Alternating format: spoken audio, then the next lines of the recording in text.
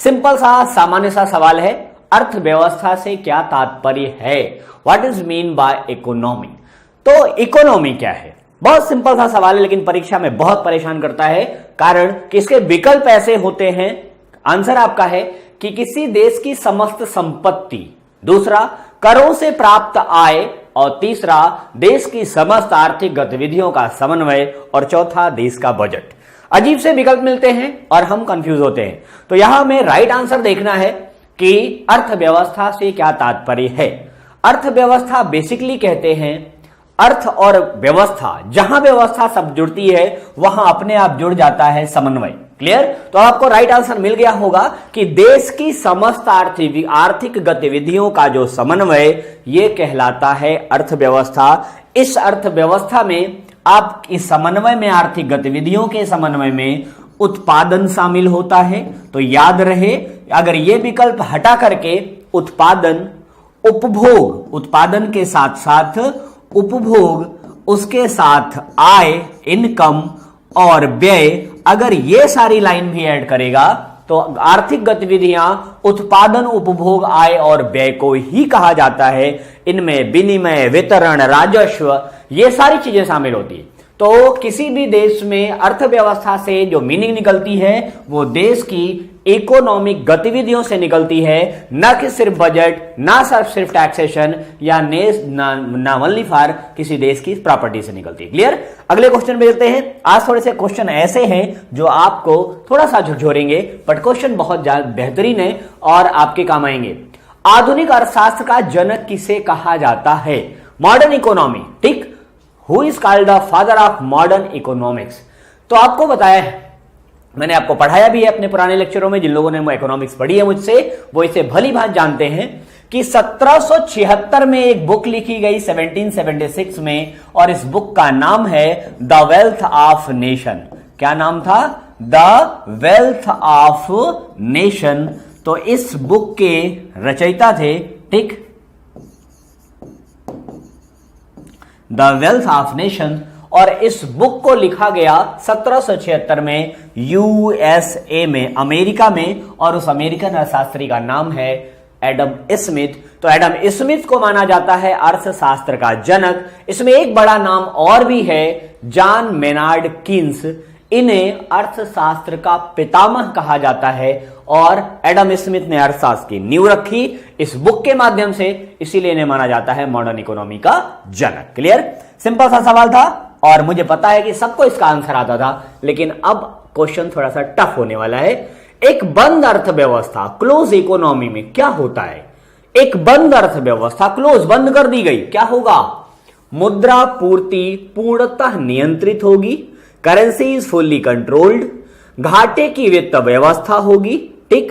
तो डेफिसिट जो है फाइनेंसिंग होगी। नेक्स्ट है केवल निर्यात होगा, ओनली एक्सपोर्ट, ना तो निर्यात होगा और ना ही आयात होगा।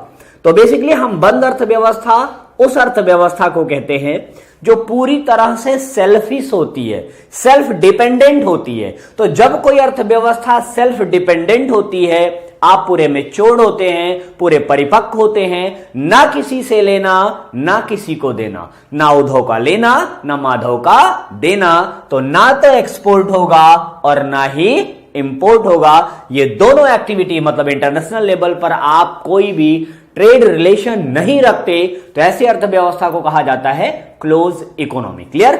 अगला सवाल आपका ये रहा। नेक्स्ट, ये अर्थशास्त्र धन का विज्ञान है, ये किसका स्टेटमेंट है? अर्थशास्त्र धन का विज्ञान है, economics is the science of money, ये स्टेटमेंट किसका है? तो आपको मैंने बताया कि अर्थशास्त्र के पितामह बने कीन्स साहब, लेकिन इसके पहले ही अर्थशास्त्र की नींव रखी एडम स्मिथ साहब ने, और एडम स्मिथ साहब ने अपनी पुस्तक में इसे बताया है कि अर्थव्यवस्था धन का विज्ञान है। ये इनका स्टेटमेंट रहा, ठीक। तो इन्हें साइंस ऑफ वेल्थ कहा। क्लियर? धन का विज्ञान कहा, साइंस ऑफ वेल्थ कहा इन्होंने। तो अगला क्वेश्चन आपका ये रहा। नेक्स्ट क्वेश्चन, पूंजीवादी अर्थव्यवस्था का मुख्य लक्षण है। कैपिटल इकोनॉमी की बात हो रही है।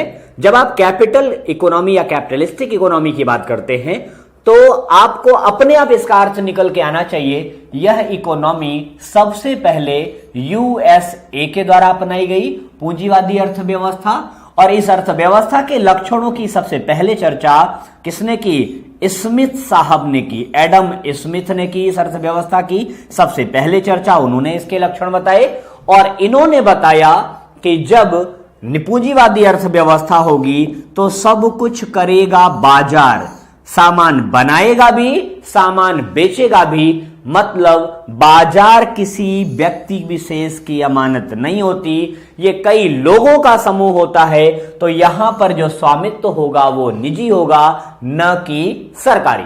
तो निजी स्वामित्व पूंजीवादी अर्थव्यवस्था का मुख्य लक्षण है ये, ठीक। प्राइवेट व्यवस्था यहां देखने को मिलेगी। अगला क्वेश्चन आपका, भारतीय अर्थव्यवस्था की विशेषताएं हैं। इंडियन इकोनॉमी काफी पुअर रही, धीरे धीरे गेन कर रही है। अब इसकी इस अर्थव्यवस्था की हमको विशेषता निकाले। कृषि प्रधानता, बिल्कुल आप 1951 से ले लें और 2019 तक की बात करें तो आज भी भारतीय अर्थव्यवस्था में टोटल जीडीपी का 55.4%, और 2019 की बात करें तो 17% के आसपास एग्रीकल्चर सेक्टर का डायरेक्ट और इनडायरेक्ट योगदान है। अब आते हैं भारतीय अर्थव्यवस्था में जो कृषि में जुड़े हुए लोग हैं, तो सन 1951 की जनगणना की बात करें तो लगभग 82% लोग कृषि कार्यों में रत थे, और आज भी 2011 की जनगणना की बात करें तो 52% लोग कृषि कार्यों में लगे हुए हैं। तो यहां पर कृषि की प्रधानता है, पहला विकल्प राइट। दूसरा, उद्योगों की प्रधानता, अगर उद्योग की प्रधानता होती तो 52% लोग कृषि में नहीं होते, दूसरा विकल्प गलत। तीसरा, न्यूनतम प्रति व्यक्ति आय, जी हां एग्रीगेट की बात करें तो भारत की प्रति व्यक्ति आय न्यूनतम है। बृहद बेरोजगारी, जी हां तमाम प्रकार की बेरोजगारी आपको देखने को मिलती है, तो ये चौथा विकल्प भी सही है। तो फर्स्ट, थर्ड एंड फोर्थ ये तीनों विशेषताएं बी ऑप्शन में आपको मिल रही है। क्लियर?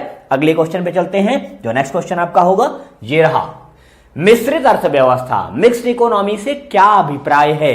सिंपल सा सवाल है और बहुत बार पूछा गया है, आगे भी पूछा जाएगा, नो डाउट। तो अर्थव्यवस्था में कृषि और उद्योग दोनों का एक साथ जो है सह अस्तित्व, सरकारी एवं निजी क्षेत्र का सह अस्तित्व, या अमीर और गरीब का सह अस्तित्व, छोटे और बड़े उद्योग का सह अस्तित्व। तो जब आप अर्थव्यवस्था की बात नियंत्रण के आधार पर करते हैं तो तीन प्रकार की अर्थव्यवस्थाएं आपको दिखती हैं। एक दिखती है आप कैपिटलिस्टिक इकोनॉमी, दूसरी दिखती है सोशलिस्ट इकोनॉमी, और तीसरी दिखती है मिक्स्ड इकोनॉमी। जब कैपिटलिस्टिक और सोशलिस्टिक को मिला देते हैं तब आपकी बनती है मिक्स्ड इकोनॉमी। मतलब कैपिटलिस्टिक में क्या था, यहां पर प्रोडक्शन कर रहे थे प्राइवेट सेक्टर के लोग, और सोशलिस्ट में क्या था, यहां प्रोडक्शन कर रहे थे गवर्नमेंट सेक्टर के लोग। तो दोनों को मिलाया तो सरकारी और निजी क्षेत्र दोनों का सह अस्तित्व दिखाई दिया। तो राइट आंसर आपका होगा सरकारी और निजी का सह अस्तित्व। अगला क्वेश्चन ये रहा, राष्ट्रीय आय का अर्थ है, नेशनल इनकम की बात हो रही है। नेशनल इनकम बेसिकली है क्या? किसी देश में उत्पादित वस्तुएं और सेवाएं, पहला विकल्प। दूसरा, किसी वित्तीय वर्ष में उत्पादित वस्तुएं और सेवाएं, दूसरा विकल्प। किसी देश में उत्पादित वस्तुओं एवं सेवाएं, अंतिम वस्तुएं एवं सेवाएं, या इनमें से कोई नहीं। 8वां क्वेश्चन है आपका, तो यहां पर 8वें क्वेश्चन में आपका विकल्प होगा कि इनमें से कोई नहीं। क्यों? कोई भी आंसर परफेक्ट नहीं है। इसका राइट आंसर होगा कि एक वित्तीय वर्ष में, एक वित्तीय वर्ष का मतलब है आपका फाइनेंशियल ईयर, एक वित्तीय वर्ष आपका होता है 1 अप्रैल से 31 मार्च तक। कब तक? 31 मार्च तक, ठीक। तो 31 मार्च की बात कर लें आप, 31 मार्च ये है आपका फाइनेंशियल ईयर। इस फाइनेंशियल ईयर के दौरान जो कुछ संसाधन देश में जो है पैदा हुए उसे आप कहते हैं क्या? मतलब एक वित्तीय वर्ष में उत्पादित वस्तुओं और सेवाओं का अंतिम मौद्रिक मूल्य, तो इसे आप निकालेंगे किस पे? शुद्ध राष्ट्रीय उत्पाद पर। तो जब आप इसे NNP पे काउंट करते हैं, नेट नेशनल प्रोडक्ट पर, तब इसे निकाला जा सकता है। और ये तीन के तीनों विकल्प नेट नेशनल प्रोडक्ट की बात नहीं कर रहे हैं। तो net national product NNP at factor cost आपका प्योर नेशनल इनकम होता है। तो इन चारों में से कोई विकल्प सही नहीं है। हम परिभाषा बता रहे हैं, एक वित्तीय वर्ष में देश में उत्पादित वस्तुओं और सेवाओं का कुल मौद्रिक मूल्य जिसमें दोहरी गणना न की गई हो उसे ही आप कहेंगे देश की राष्ट्रीय आय। क्लियर? आगे चलते हैं अगले सवाल पे। नेक्स्ट क्वेश्चन, जी हां ये रहा, निम्न में से किस राज्य में औसत प्रति व्यक्ति आय सर्वाधिक है? बात है औसत प्रति व्यक्ति आय।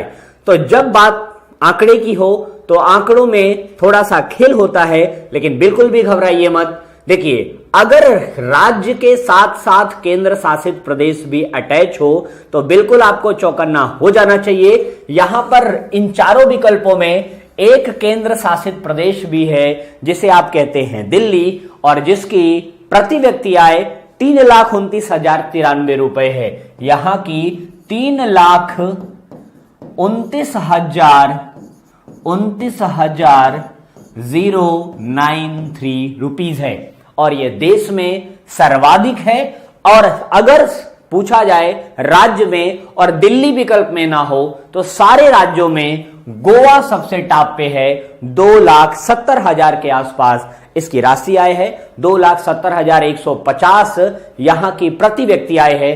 तो गोवा राज्यों में नंबर 1 पर है, लेकिन इन चारों में सबसे टॉप पे है दिल्ली, 3,29,093 रुपए। क्लियर?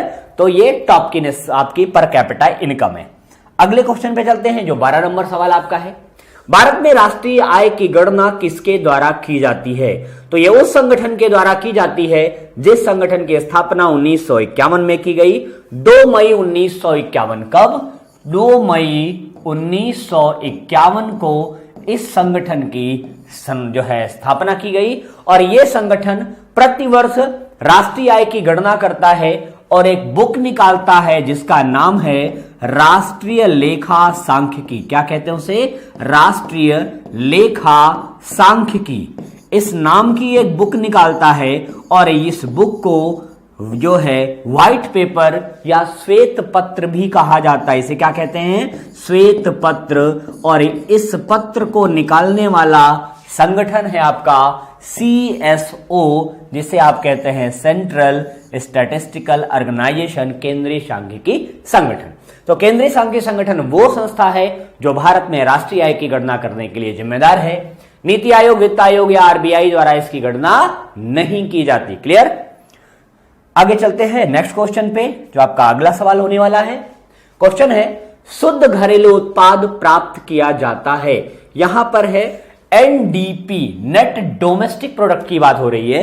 तो जब आप NDP की बात करें तो डोमेस्टिक का मतलब होता है घरेलू। यहां पर घरेलू का मतलब होगा कि घर में, घर आपका है भारत।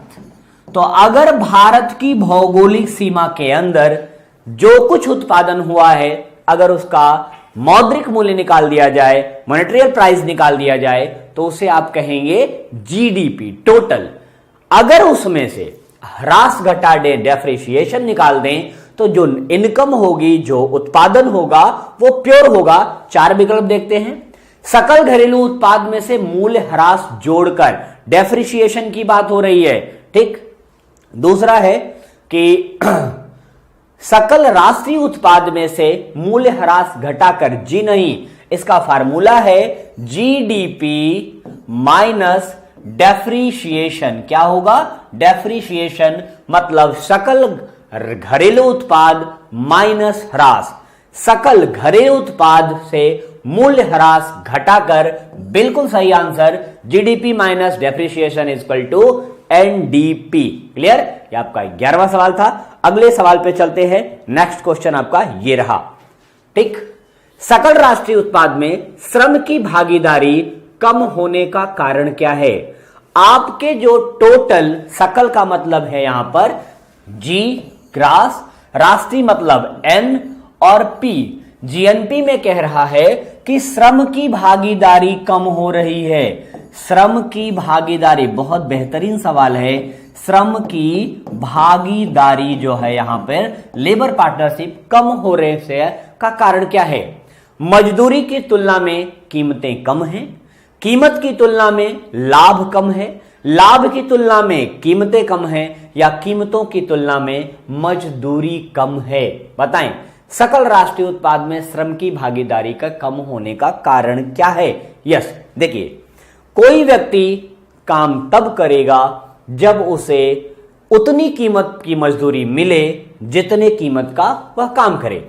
तो जब कीमतों की तुलना में मजदूरी कम होगी तो भागीदारी अपने आप घट जाएगी। आप काम करेंगे, आपको निर्वाह मजदूरी चाहिए, जीवन चलता रहे, तो जो कीमत स्तर है अगर उस पर मजदूरी नहीं मिल रही है, आपको एक दिन जीने के लिए अगर 100 रुपए की जरूरत है और सामान्य सा जीवन 5 स्टार में 100 रुपए में नहीं जी पाएंगे, तो 100 रुपए बेसिक चाहिए आपको भूख मिटाने के लिए, और आपको 70 रुपए का मजदूरी पे काम मिले तो आप मजदूरी का काम छोड़ देंगे।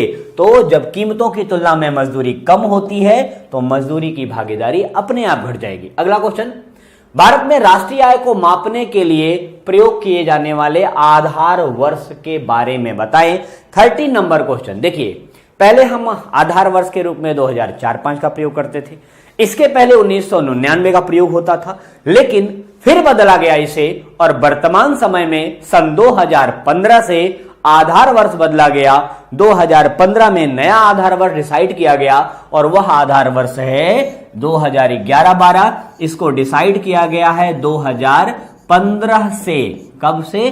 2015 से यह नया आधार वर्ष आपके यहां काम कर रहा है। क्लियर? अगला क्वेश्चन है कि भारत की राष्ट्रीय आय की गणना में उत्पन्न होने वाली एक प्रमुख समस्या है। ये 14 नंबर क्वेश्चन है आपका। तो 14 नंबर क्वेश्चन बता रहा है कि भारत की राष्ट्रीय आय की गणना जो होती है, नेशनल इनकम की गणना, ये राष्ट्रीय आय की गणना करता कौन है आपके यहां? आपके यहां राष्ट्रीय आय की गणना करने की जिम्मेदारी है सीएसओ की। किसकी? यह काम करता है सीएसओ, सेंट्रल स्टैटिस्टिकल ऑर्गेनाइजेशन जिसे आप कहते हैं, जो 2 मई 1951 को स्टेबल हुआ। क्लियर? अब यह बताता है कि आपके यहां अल्प रोजगार है, मुद्रास्फीति है या असंगठित क्षेत्र है। ऐसा कौन सा कारण है कि जिसकी वजह से राष्ट्रीय आय की गणना में समस्या उत्पन्न होती है? क्लियर? प्योर गणना नहीं आती। देखिए, प्योर गणना आपके नेशनल इनकम की तब आएगी जब हर चीज लिपिबद्ध हो, लिखा हुआ हो, ऑनलाइन हो, या तो ऑनलाइन हो या तो ऑनलाइन हो। अगर वो रिटन फॉर्म में है, लेखांकन किया गया है, तब उसकी गणना आसान होती है। लेकिन जो आपका असंगठित क्षेत्र है, जैसे एग्रीकल्चर हो गया, ठीक, जैसे आपके मजदूर वर्ग हो गए, तो इनके द्वारा किए गए कामों का, इनके द्वारा अर्जित की गई आय का कोई भी लेखांकन नहीं होता। तो जब लेखांकन नहीं होगा तो उनकी गणना सीएसओ कैसे करेगा? तो आपके यहां राष्ट्रीय आय की गणना की सबसे बड़ी समस्या है असंगठित क्षेत्र, क्योंकि अल्प रोजगार समस्या नहीं, अल्प रोजगार देश की समस्या है, राष्ट्रीय आय की गणना की समस्या नहीं है, मुद्रास्फीति भी गणना की समस्या नहीं है। यहां गणना में उत्पन्न होने वाली समस्या पूछ रहा है, तो वो आपका आंसर होगा असंगठित क्षेत्र, कृषि या आपका यह मजदूर वर्ग जो है रेगुलर नहीं है। क्लियर? अगले क्वेश्चन पे चलते हैं, जो आपका नेक्स्ट क्वेश्चन होगा, ये रहा। भारत में सर्वप्रथम राष्ट्रीय आय का आकलन किसने किया था? तो जी हां, भारत में राष्ट्रीय आय का आकलन सबसे पहले किया गया 1865 में, और इन्होंने जिस व्यक्ति ने किया 1865 में, इन्होंने बताया कि भारत की राष्ट्रीय आय है 340 करोड़ रुपए, और प्रति व्यक्ति आय भी बताई इन्होंने, पीआई पर कैपिटा इनकम, ये बताया 20 रुपए वार्षिक। कितना? 20 रुपए वार्षिक। ये पहली गणना है बट वैज्ञानिक नहीं है। पहली वैज्ञानिक गणना वीकेआरबी राव के द्वारा की गई, जबकि पहली गणना दादा भाई नौरोजी ने की, और इन्होंने इसी गणना के आधार पर एक सिद्धांत दिया जिसे आप कहते हैं धन निष्कासन का सिद्धांत। ड्रेन थियरी कहा जाता है इसे, धन निष्कासन का सिद्धांत। ये धन निष्कासन का सिद्धांत दिया और बताया कि अंग्रेज कैसे भारत से पैसा चूस करके अपनी झोली भर रहे हैं। क्लियर? तो यह काम करने का श्रेय जाता है दादा भाई नौरोजी को। नेक्स्ट, अगला क्वेश्चन कि बाजार कीमत पर शुद्ध घरेलू उत्पाद NNP eight market price, yes, प्राप्त किया जाता है। एनएनपी मार्केट प्राइस माइनस विदेश से प्राप्त शुद्ध कारक आय। नेक्स्ट जीएनपी प्लस मूल्यह्रास, जीएनपी माइनस मूल्यह्रास। याद रहे आपको निकाला है एनडीपी। एनडीपी का मतलब है नेशनल, एनडीपी का मतलब है नेशनल डोमेस्टिक प्रोडक्ट, मतलब राष्ट्रीय, ठीक, national net domestic, sorry, NDP net domestic product मतलब शुद्ध, आपको निकालना है शुद्ध घरेलू उत्पाद। शुद्ध घरेलू उत्पाद की जब आप बात करते हैं तब आप क्या निकालते हैं, बाजार कीमत पर। अगर शुद्ध घरेलू उत्पाद की बात करें तो आपको अपने देश के अंदर उत्पादित वस्तुओं का वो मूल्य निकालना है जो इसमें से डेप्रिसिएशन घटाने के बाद निकलता है। तो आप क्या करेंगे, जीडीपी में से जब आप मूल्यह्रास निकाल देंगे तो निकल जाएगा क्या आपका, वो निकलेगा आपका ये एनएनपी। लेकिन यहां पर एक ट्विस्ट लगाई गई है, ट्विस्ट लगाई गई है मार्केट प्राइस, ठीक। अगर आपसे शुद्ध पूछा जाए कि एनडीपी क्या है तो NDP equal to GDP minus depreciation, लेकिन जब मार्केट प्राइस की बात कर दी जाएगी तो सारा का सारा आंकड़ा बदल जाएगा। तब आप क्या करेंगे, एनडीपी माइनस विदेशों से प्राप्त शुद्ध आय। क्लियर? तो आपका आंसर होगा कि आपका एनडीपी है बाजार कीमत पर, एनडीपी प्लस जो विदेशों से प्राप्त शुद्ध आय हुई है वो भी इसमें जो है इससे निकाल दी जाती है। क्लियर? तो आपकी शुद्ध घरेलू उत्पाद होगी कि आपकी एनडीपी उसके साथ जो विदेशों से आय आपकी हुई है वो निकालने के बाद। क्लियर? अगला क्वेश्चन आपका ये रहा। नेक्स्ट 17 नंबर क्वेश्चन, सकल घरेलू उत्पाद की अवधारणा में घरेलू सीमा के अंतर्गत निम्न में से कौन सा क्षेत्र शामिल नहीं है। बात यहां हो रही है सकल घरेलू उत्पाद की। सकल घरेलू उत्पाद मतलब जीडीपी, ग्रॉस डोमेस्टिक प्रोडक्ट की अवधारणा में से घरेलू सीमा के अंतर्गत निम्न में से कौन सा क्षेत्र शामिल नहीं है। घरेलू सीमा में क्या होगा, विदेशों में स्थित भारतीय संस्कृति के मंदिर, मतलब विदेशों में जो भारत के मंदिर हैं क्या उन्हें भारत का घरेलू सीमा माना जाएगा। दो या दो से अधिक देशों के मध्य सीमा विवाद का क्षेत्र या समुद्रिक सीमा या विदेशों में स्थित दूतावास या सैनिक अड्डे, आपके बहुत से इंस्टीट्यूट, बहुत सी संस्थानें ये कहां पर हैं, ये भारत के बाहर हैं। तो इसमें पूछा है शामिल नहीं है, याद रहे शामिल नहीं है। तो जब आपकी सीमा के बाहर भारतीय संस्कृति के मंदिर हैं, भाई भारतीय संस्कृति के मंदिर तो पाकिस्तान में भी हैं, भारतीय संस्कृति के मंदिर तो जापान में भी हैं। जहां कहीं भी भारत के लोग गए, निवासी बने, उन्होंने अपना कल्चर अपनाया, तो पहली बात तो इन्हें गायब कर दीजिए, पहला विकल्प।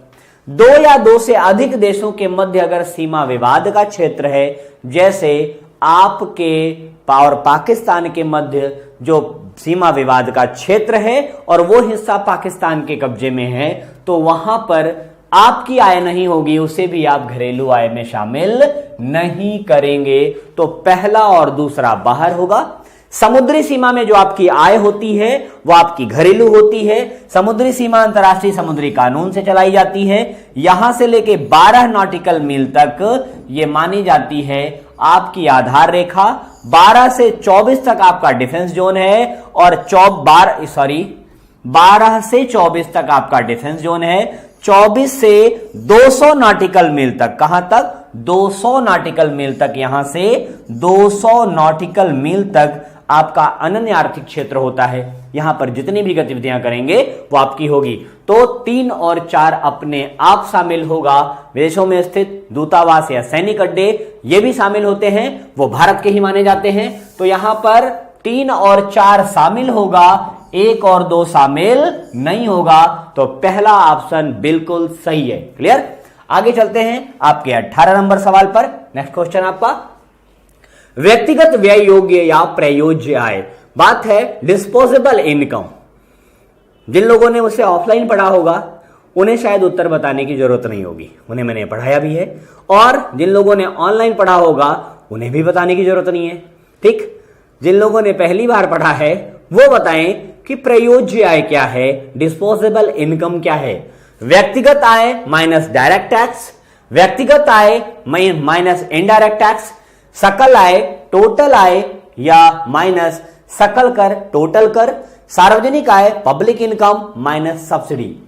प्रयोज्य आय वो आय होती है कि मैंने जितना रुपया कमाया उसे खर्च करने का मुझे अधिकार है, मैं उसे व्यय कर सकता हूं, लेकिन जितना कमाया उतना ही, उससे अधिक नहीं। तो जो कमाया वो मेरे हाथ में आया कि नहीं आया। अगर हम 10 लाख कमा रहे हैं तो सरकार को डायरेक्ट टैक्स देने के बाद हमारी आय घट करके हमको मिलेगी। तो जो व्यक्तिगत आय हमारी है, इस व्यक्तिगत आय में से जब प्रत्यक्ष कर निकाल दिया जाता है तो जो इनकम शेष बचती है उसी को आप कहते हैं प्रयोज्य आय या डिस्पोजेबल इनकम। क्लियर? अगले क्वेश्चन पे चलते हैं जो इस सेशन का 19वां सवाल होने वाला है। राष्ट्रीय आय में वृद्धि के साथ साथ अर्थव्यवस्था पर क्या प्रभाव पड़ता है? आज के सवाल टोटल कॉन्सेप्चुअल हैं, बट बहुत हल्के सवाल हैं, बहुत टफ सवाल नहीं माने जा सकते। लेकिन अगर आपने इकोनॉमिक्स पढ़ रखी है थोड़ी बहुत, तो अगर नहीं पढ़ी है तो ये हो सकता है आपको समझ में ना आए, लेकिन पूरा एनालिसिस करने के बाद, क्वेश्चन को ईमानदारी से पढ़ने के बाद, इकोनॉमी के क्वेश्चन थोड़ा सा समय लेते हैं, तो थोड़ा सा समय दीजिएगा इस पर, अपने आप चीजें समझ में आएंगी। राष्ट्रीय आय में वृद्धि के साथ साथ अर्थव्यवस्था पर क्या प्रभाव पड़ेगा?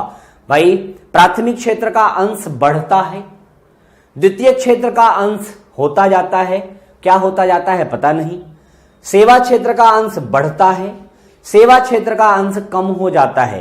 तो जैसे जैसे मैंने आपको पढ़ाया है, बताया है कि अर्थव्यवस्था के 3 सेक्टर हैं, प्राइमरी, सेकेंडरी और थर्डरी। 3 सेक्टर हैं, प्राथमिक, द्वितीयक और तृतीयक।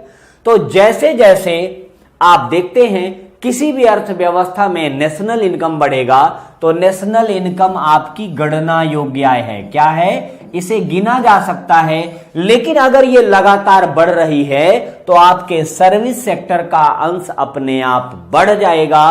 तो यहां पर किसी भी अर्थव्यवस्था में जब नेशनल इनकम बढ़ेगी तो सर्विस सेक्टर अपने आप डेवलप हो जाएगा, तो सेवा क्षेत्र का अंश अर्थव्यवस्था में बढ़ जाएगा। क्लियर? अगले क्वेश्चन पे चलते हैं जो इस सीरीज का आखिरी सवाल है।